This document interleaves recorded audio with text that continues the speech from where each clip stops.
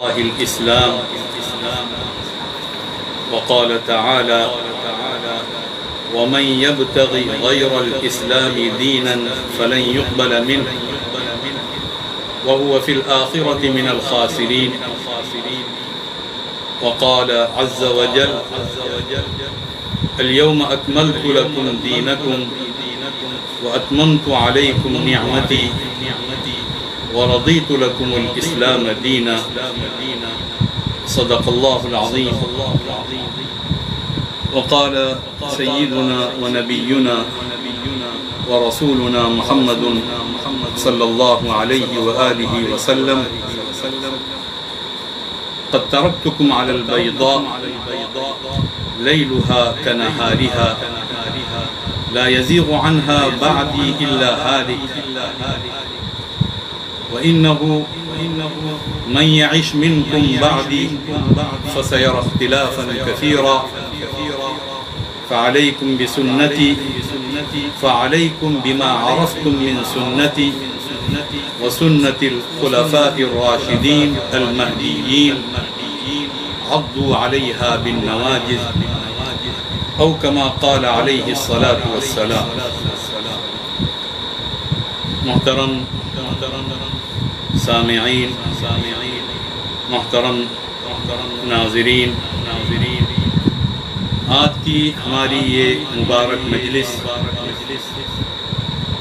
حضرات اہل بیت رضی اللہ تعالی عنہم اجمعین کے فضائل، ان کے مناقب اور ان کے حقوق سے متعلق ہوگی. اس کے ساتھ ساتھ حضرات صحابہ کرام رضی اللہ تعالی عنہم اجمعین کی عظمت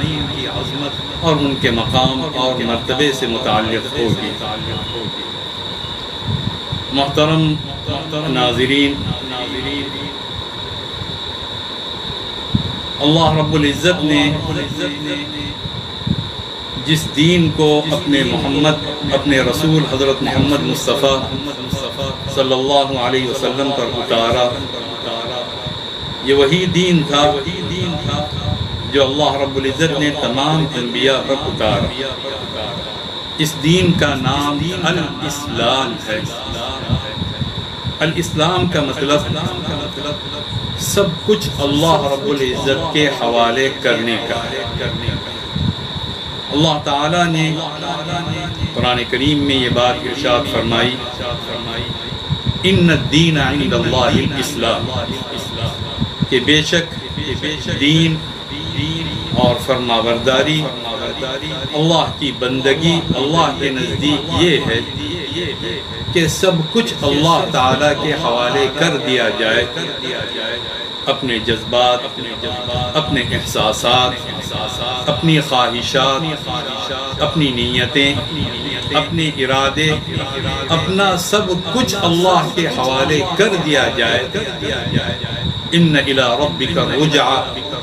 بے شک آپ کے رب کی طرف پلٹ کر جانا ہے. وإلی اللہ ترجع الامور، تمام کام اللہ رب العزت کی طرف لوٹائے جاتے ہیں.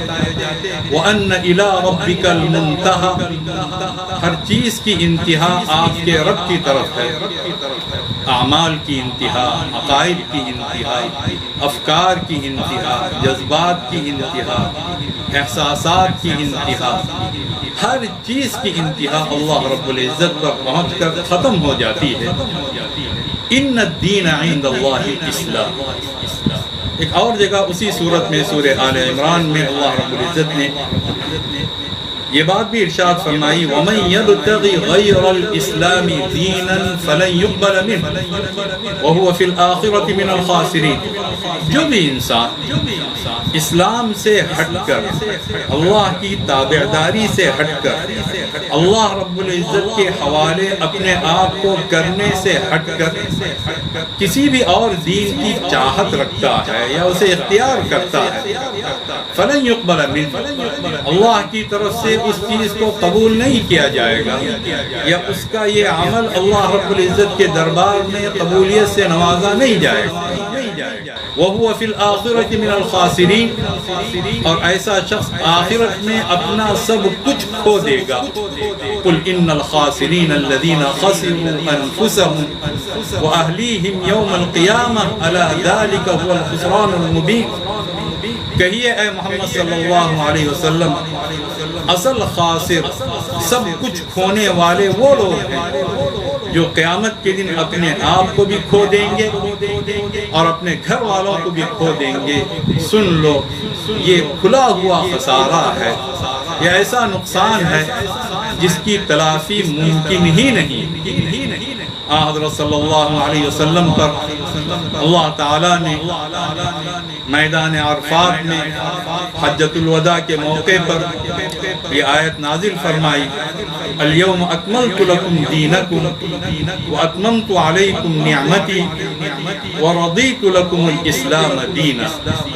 آج کے دن اے مسلمانوں، اے لوگوں، اے انسانوں، میں نے تمہارے لیے تمہارے دین کو مکمل کر دیا۔ وَأَتْمَمْتُ عَلَيْكُمْ نِعْمَتِي، اور اپنی نعمتیں تم پر تمام کر دی۔ جو چیزیں تمہیں دینی تھی وہ تمام چیزیں میں نے تمہارے حوالے کر دی، تمہیں عطا کر دی۔ وَرَضِيتُ لَكُمُ الْإِسْلَامَ دِينًا، اور اسلام کو بحیثیت دین کے میں نے تمہارے لیے پسند کر دیا۔ یہ اعلان ہوا، اور حضرت صلی اللہ علیہ وسلم نے اللہ رب العزت کی طرف سے جو چیزیں آپ پر اتاری گئیں، من وعن، ایک ایک چیز اپنی امت کے حوالے فرما دی، اور آپ صلی اللہ علیہ وسلم نے صاف صاف یہ بات ارشاد فرمائی، قد ترکتکم علی البیضاء، میں تمہیں ایک روشن شریعت پر چھوڑ رہا ہوں، ایک واضح شریعت، ایک صاف و شفاف شریعت، ایک اجلی نکھری ہوئی شریعت، لیلھا کنہارھا، اس کی رات بھی اس کے دن کی طرح، اس میں کوئی چیز پیچیدہ نہیں، کوئی چیز گنجلک نہیں، کیا کام کرنا ہے بتا دیا گیا، کون سا عقیدہ رکھنا ہے اس کو واضح کر دیا گیا، کس طرح کے اخلاق اپنانے ہیں اس کو عیاں کر دیا گیا، کن افکار کو ذہن و دماغ میں جگہ دینی ہے اسے بھی بتا دیا گیا، کیا اچھا ہے اسے واضح کیا گیا، کیا برا ہے اسے واضح کیا گیا، عقیدہ صحیحہ کیا ہے اسے بیان کیا گیا، فاسد اور باطل عقائد اور افکار کیا ہیں ان کو بھی واضح کر دیا گیا۔ ترکتکم علی البیضاء، ایک روشن شریعت، ایک اجلی شریعت، ایک نکھری ہوئی شریعت، صاف و شفاف شریعت جس میں نور ہی نور ہے، روشنی ہی روشنی، اور جو اس پر چلنا چاہے اس کے لیے ہر طرف روشنیاں ہیں اور وہ منزل مقصود تک پہنچا دیا جائے گا۔ لا یزیغ عنہا بعدی الا ہالک، اور جو اس سے انحراف کرے گا یہ وہی شخص ہوگا جسے ہلاک ہونا ہے، جسے تباہ ہونا ہے، جسے برباد ہونا ہے۔ پھر آپ صلی اللہ علیہ وسلم نے یہ بات بھی ارشاد فرمائی، جو میرے بعد زندہ رہے گا وہ بہت کچھ اختلافات دیکھے گا، لیکن اس کے لیے ہم ایک واضح چیز چھوڑ کر جا رہے ہیں، ایک تو اللہ رب العزت کی شریعت، اللہ کی کتاب، اور دوسرے رسول اکرم صلی اللہ علیہ وسلم کی سنت، آپ صلی اللہ علیہ وسلم کا راستہ، آپ صلی اللہ علیہ وسلم کا طریقہ، آپ صلی اللہ علیہ وسلم کی سنت۔ حضور اکرم صلی اللہ علیہ وسلم نے اس کے ساتھ یہ بات بھی ارشاد فرمائی، میرے طریقے پر چلنے والے وہ خلفائے راشدین ہوں گے جو میرے بعد آئیں گے،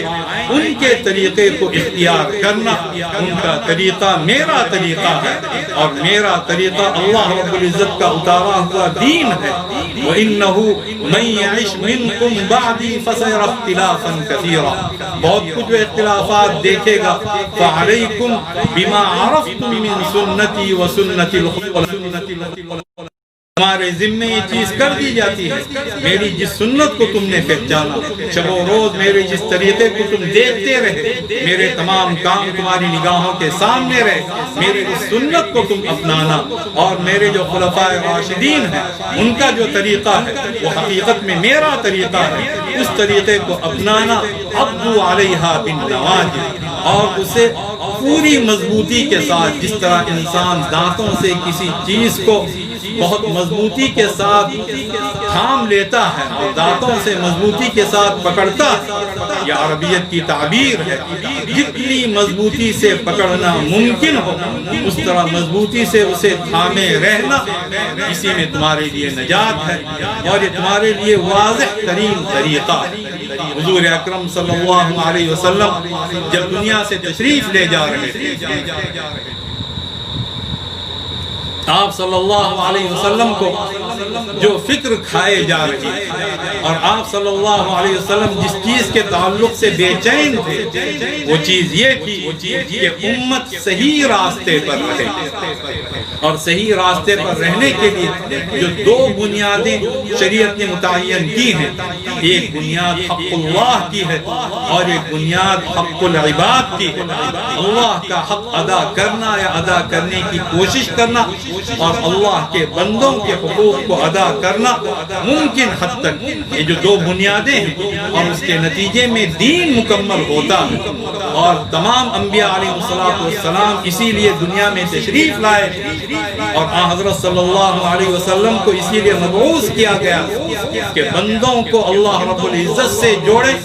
اور بندوں کو بندوں سے جوڑے۔ حضور اکرم صلی اللہ علیہ وسلم نے جاتے جاتے جو بات ارشاد فرمائی اور جس کی تاکید فرماتے ہوئے آپ صلی اللہ علیہ وسلم دنیا سے رخصت ہوئے، وہ تاکید یہ تھی،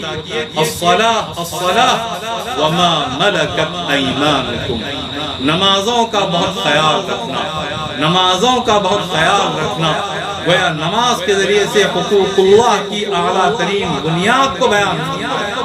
وما ملکت ایمانکم، اور جو تمہارے غلام ہیں، جو تمہارے ماتحت ہیں، جو تمہارے نوکر چاکر ہیں، جن کو اللہ نے تمہارے تحت کر دیا ہے، یعنی کہ وہ کمزور طبقہ جن کو غلام یا لونڈیاں کہا جاتا تھا، ان کا بہت زیادہ خیال رکھنا۔ حقوق العباد میں سب سے کمزور طبقے کی طرف اشارہ فرمایا، اور حقوق اللہ میں اعلیٰ ترین عبادت کی طرف اشارہ فرمایا، گویا یہ بات ارشاد فرمائی کہ تمہارے ذریعے سے کسی کا حق مارا نہ جائے، اور تمہارے ذریعے سے بندگان خدا ہمیشہ راحت پائیں،